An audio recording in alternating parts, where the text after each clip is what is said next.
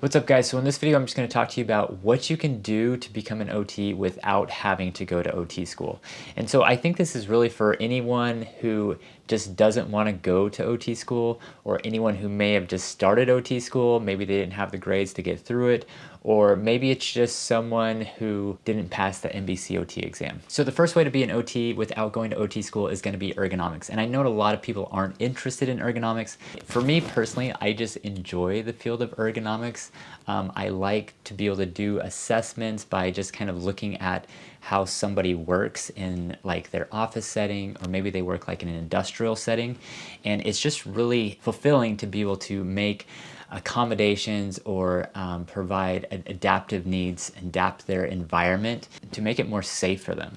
So the majority of my clients for ergonomics are people that have gotten injured from actually just sitting at a desk, from issues they've had with their wrist or their back or their neck. There's so many things that you can address in like a simple office ergonomics evaluation by just modifying like how you're sitting, where your feet are placed, where the keyboard is in relation to your wrists, and so on and so forth. So ergonomics is a really good field that you can get into. It's definitely a good idea, like if you live in a larger city. If you live out in the country, like you're not going to find a whole lot of clients, because this job is where you kind of start your own business.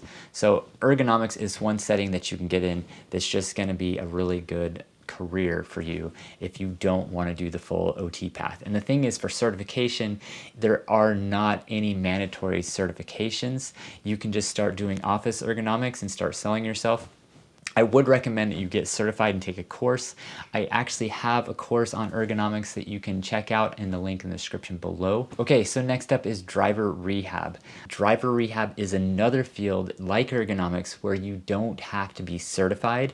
There are like people in place who will do certification for you, but it's not required. So as far as I know, I don't know of any state that requires a certification. Driver rehab is mainly just focusing on helping people that have had an injury, or maybe they had a stroke, or like some sort of issue where they can't drive, where it could be like they could be going through like dementia, cognitive impairment, broken leg, or spinal cord injury.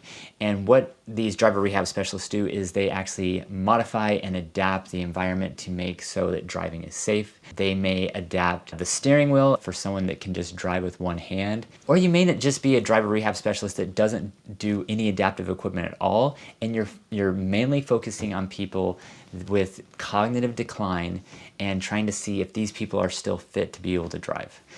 And this could be anyone. It's mostly going to be people with traumatic brain injuries, or people with dementia, or people that just had a stroke. And I think a really easy way to do this is you just go market yourself to doctors' offices. You tell them you're a driver rehab specialist. If they have any patients with cognitive challenges, to refer them to you. And I think that's a really easy way to market yourself and get into the industry.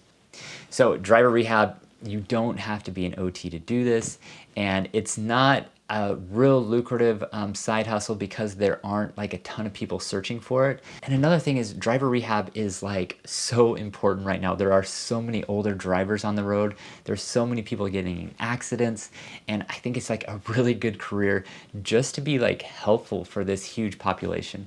And maybe you don't want to do this as your full-time job. Maybe you just want to do it as like a side hustle. Definitely could do that as well. Okay, so another idea that you could do is you could be just a hospice care specialist. As a hospice care specialist, you really could find like any hobby that you have and just kind of tailor it to hospice care. So you could actually focus on spirituality and help someone who is about to pass away transition to their next journey in life by helping them develop a sense of spirituality through like religion or values, or just kind of helping them cope to the next step. You could even take a behavioral health approach and kind of focusing on like coping mechanisms. You could coach them on ways to do mindfulness, or ways to reduce their pain. There's a number of different things that you could do for hospice care to kind of just help people transition to end of life. All right, next up is something that you probably need some sort of degree in. It's a diabetes educator. So if you are interested in diabetes education, you can actually provide this. Usually you need to have a background as like a dietitian or a nurse, or an OT or PT or a PA or pharmacist or doctor. Usually you want some sort of background like that, but you don't have to be an OT. So if you want to take like a shorter route, you could possibly maybe become like a dietitian, or you could find a degree in like diabetes education. That might be something that you want to look at, and you're mainly just going and educating people on what they should be eating, how they can better manage their sugar, their blood glucose. So diabetes education is just another kind of OT route that you could take that doesn't require OT school. Now, along that lines with diabetes education, you could also be just a health educator. You could get a degree or a bachelor's degree in healthcare administration, just general healthcare, and just become like a healthcare educator. Now, another thing you could do, like maybe you have a lot of experience with OTs, or maybe you went to OT school but you didn't finish. Well, you could start an OT practice where you're doing OT, but you're mostly focusing on like occupation-based activities. So think about it as like a personal trainer. So instead of someone going to the gym and like working on a treadmill and doing all these exercises and weightlifting, what they would be doing is they would meet up with you and they would be working on occupation-based activities. So you could actually do like a full assessment and evaluation. You could figure out what the person's hobbies are, what their interests are, and then you could tailor whatever your treatment approach is to their individualized needs. Maybe you have a client who loves swimming, or who loves surfing, or who loves photography, or like, it doesn't matter. You just need to figure out what their interests are, and then you focus on that interest as your treatment plan. Oh, it could be someone that loves dance, okay? And what you're gonna do is you're gonna put them in that setting as part of the rehab process. And the whole purpose of this is they're going to be able to perform that activity for longer periods of time. It's gonna be more interesting, more engaging, more meaningful to them, and that's gonna help them recover much quicker than anything else. Now, this could be people that are just, maybe they're looking to lose weight, maybe it's people that just want to improve their health, or it could be someone that had a stroke or other injury and who needs some sort of intervention to help them recover. Your treatment plan for this person could be, you could go on hikes with them, you could do swimming, it could be going to the golf course and having them play golf. The ideas for this are pretty much unlimited. The only thing you have to do is make the activity physical and increase their heart rate, obviously. But it's just being an occupation-based therapist is what occupational therapy is all about. And you don't have to have a degree to do that. You can just start your own private business rather than being like a yoga teacher or an athletic trainer. You could just be an occupation-based trainer who's helping these people work on goals towards recovery, towards being healthier, by focusing on occupation first. Okay, now the very last one is kind of pediatric focused. These settings don't usually pay that well, but you could be like a behavioral health therapist that works with OTs. You're usually getting paid minimum wage and you're just working with an OT and helping them do their treatment approach. Now, maybe you're interested in pediatrics, but you don't want to do the whole OT route and you don't want to make it like this huge career. You could just work with kids. You could start your own private practice, or you could just become like a behavioral health therapist that works with OTs and helps them work on their treatment plan. You could work at an autism clinic and help kids there. You could be like a special needs type of therapist, or just work with special needs kids. The ideas for this really are unlimited. There's so many things that you could go into with this, and you could find a whole lot of mentors along the way. A lot of times OTs are working in settings like this where they're billing insurances to do pediatric therapy through like home health or outpatient. But you really could just start up your own practice and find some niche that you like that's really specific to what you want to work in.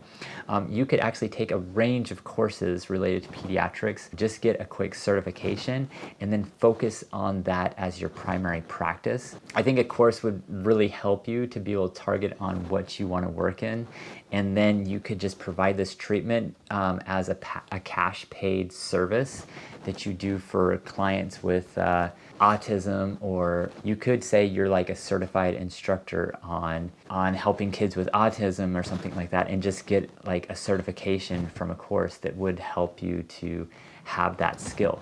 So you don't necessarily have to be an occupational therapist to work in these settings, unless you're saying, I'm an occupational therapist, I have the credentials and certification. Because the difference between an occupational therapist and some of these other people is an occupational therapist has the credentials, they're allowed to bill insurance. But I think a lot of people could already be doing what OTs do in a pediatric setting by just not labeling themselves as an occupational therapist and working with a specific population. I mean, you could say that you're a certified autism clinician after taking a certification in autism. I don't know, what do you guys think about this? Maybe I'm going beyond myself a little bit, but I think there are definitely a lot of things that you can do without having to say that you're an occupational therapist, and there's multiple jobs that you could be doing without having the degree in OT. And I didn't really discover this until after I was an OT, and I really think that, I mean, there's a ton of things that you could do that don't require a degree in occupational therapy. I have a friend who's a recreational therapist, and he started a fishing business where he goes to Idaho and he has a ton of clients that he just takes them fishing, and that's something enjoyable for them. It's fulfilling for them. It's meaningful. Like, that's another occupation-based activity that you could totally do by just becoming a recreational therapist. Now, I don't think everyone has to become a recreational therapist, but it's just another idea out there. All right, guys, so leave your comments below. Like, am I stepping out of my bounds with this? I just think there's a lot of people that could be doing OT things without having to say that they're an OT. And I wish I kind of knew this before I became an OT. I probably still would have become an OT anyway, but there's a ton of things that you can do as an OT without saying you're an OT and without having to get your degree. All right, guys, so I hope you enjoyed this video. Please like, subscribe. I'll see you in the next one. Have a great day. Thanks.